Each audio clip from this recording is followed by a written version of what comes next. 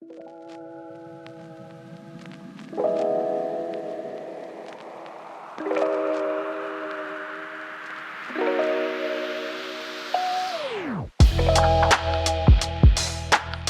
off, Matt, I want to thank you for walking all the way over here to have the podcast with us. And that was a hike. And then I got the phone calls and I had to hurry. So I'm sorry that I had to rush through there. But it was interesting. I could not walk by your booth where I saw the trees and what you do. And it's been nice to get to know you a little bit and find out that you're a fellow outdoorsman.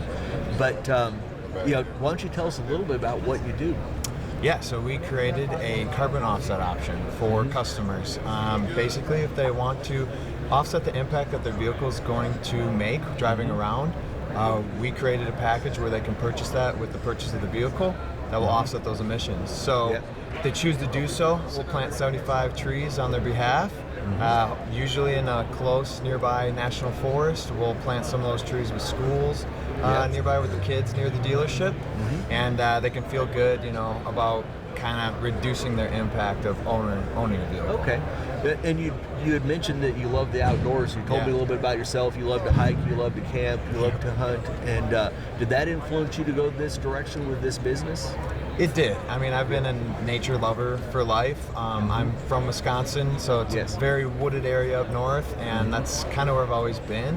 And then really like a huge push was I came from selling like payroll and HR software. Didn't really love it. I wanted to do something fulfilling. And really, the meaning behind it was I wanted to make as big of an impact as I possibly could. And for me, the environment affects everybody no matter what your beliefs are. No matter how much is your bank account, your skin color, it doesn't matter.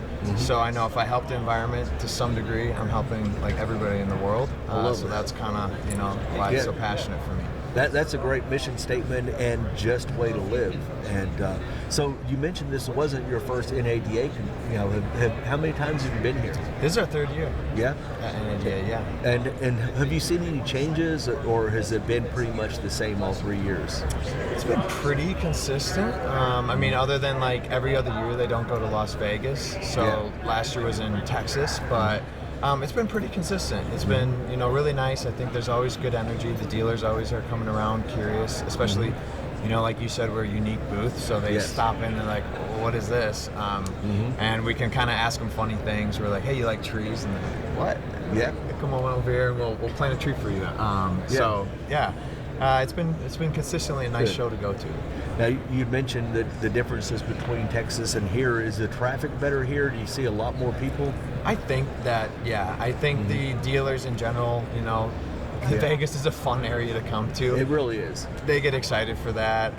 So I think more dealers will show up at Vegas. Do you plan to go to New Orleans next year? I will. Okay, well, I hope to see you there. I hope to see you there too. And thank you so much. Thank you, Steve. I appreciate it. I appreciate it too.